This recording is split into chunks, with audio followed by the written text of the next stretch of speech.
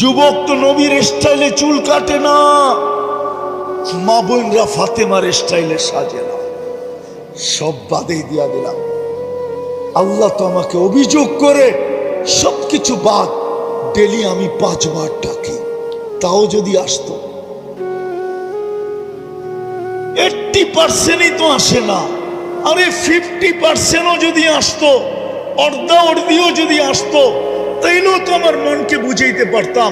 80%ই তো আসে না। ফ্যাক্টরিওয়ালা তো ফ্যাক্টরিতে নামাজে পড়ে না, মেইলওয়ালা তো মেইলে পড়ে না, বাজারওয়ালা তো বাজারে পড়ে না, হাটওয়ালা তো হাটে পড়ে না, দোকানদার তো দোকানে পড়ে না, অফিসওয়ালা তো অফিসে পড়ে না, আদালতওয়ালা তো আদালতে পড়ে না, খ্যাতওয়ালা তো খেতে পড়ে না। অথচ খেতে যদি নামাজ পড়তো তাহলে ওর জন্য আল্লাহর মাগফিরাত, জান্নাত ওয়াজিব হইতো, ওয়াজিব, অবধারিত। হাদিসে আছে, খেতওয়ালা যখন আজান শোনে, আর খেতের আইল বলে না লাইল বলে গাজীপুরে, হ্যাঁ লাইল ঠিক না, কোন জায়গায় আইল বলে।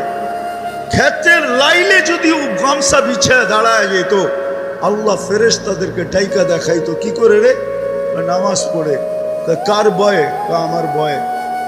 আপনার ভয়ে? কি চায় নামাজ দ্বারা? কয় জান্নাত।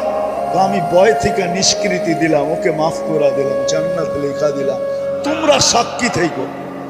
খেতালা যদি খেতে দাঁড়াইতো, খামারওয়ালা যদি খামারে দাঁড়াইতো, মা বোনরা যদি ঘরে পড়তো, বাড়িওয়ালা যদি বাড়িতে পড়তো। আল্লাহ তো ডেলি 5 বার ডাকে।